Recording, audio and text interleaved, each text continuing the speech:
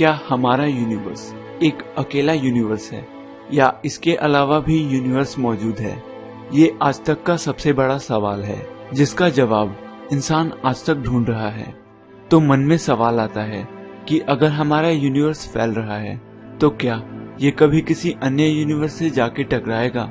तो आपका जवाब होगा शायद यह हो सकता है, पर आज हम इस सवाल का जवाब लॉजिकल तरीके से ढूंढने की कोशिश करेंगे कि क्या हमारे यूनिवर्स के अलावा भी अन्य यूनिवर्स मौजूद हैं।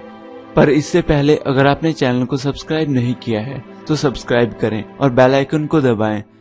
सबसे पहले हमारे पूर्वजों ने पृथ्वी को पूरे ब्रह्मांड का केंद्र माना और माना कि सभी चीजें पृथ्वी का चक्कर लगाती हैं, इंक्लूडिंग सन।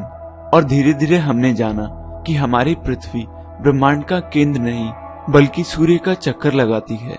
फिर हम इंसानों को लगा कि हमारी पृथ्वी पूरे यूनिवर्स का केंद्र नहीं है बल्कि हमारा सूर्य सभी चीजों का केंद्र है। सारा ब्रह्मांड सूर्य का चक्कर लगाता है और सूर्य सभी चीजों का केंद्र है। पर जब हमें ये पता चला कि हमारा सूर्य उन 100 बिलियन स्टार्स में से एक है जो हमारे मिल्की वे गैलेक्सी में है, तो इसने हमारा भ्रम तोड़ दिया कि सूर्य ब्रह्मांड का केंद्र है। उसके बाद हमें लगा कि हमारी गैलेक्सी पूरे यूनिवर्स में एक अकेली है। और जब धीरे धीरे हमें ये पता चला कि एंड्रोमेडा मिल्की वे गैलेक्सी का कोई नेबुला नहीं, पूरी की पूरी एक अलग गैलेक्सी है जिसमें 1 ट्रिलियन से भी अधिक स्टार्स हैं, तब हमें पूरी तरह से यकीन हो गया कि हम किसी चीज का केंद्र नहीं है और ना ही इस पूरे ब्रह्मांड में अकेले हैं।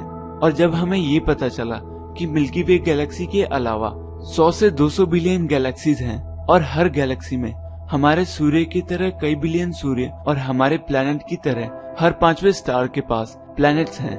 और अभी की रिसेंट स्टडीज में ये पता चला है कि हमारे यूनिवर्स में ही 2 ट्रिलियन गैलेक्सीज हैं। तो ये स्टडीज हमें ये बताती हैं कि कुछ भी यूनिवर्स का सेंटर नहीं है और ना ही इस ब्रह्मांड में कुछ ऐसा है जो एक अकेला हो। और इसी लॉजिक से देखें तो हमारा यूनिवर्स भी एक अकेला यूनिवर्स नहीं है बल्कि कई यूनिवर्स एग्जिस्ट करते हैं। तो क्या दूसरे यूनिवर्सेस ऐसे ही होंगे जिसमें प्लैनेट्स, स्टार्स और गैलेक्सीज होंगे?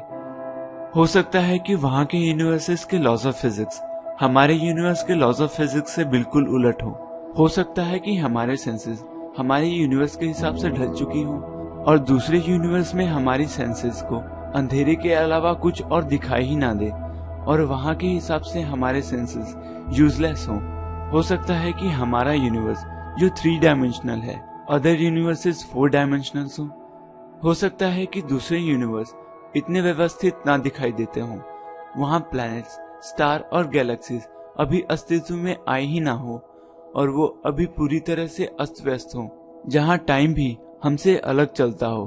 अब तक हम जो भी समझ पाए हैं वो ये है कि दुनिया में कुछ भी ऐसा नहीं है जो एक अकेला हो। हाँ, वो एक दूसरे से अलग जरूर हो सकते हैं। दोस्तों, अगर ये वीडियो आपको अच्छा लगा तो लाइक, शेयर, कमेंट करना ना भूलें।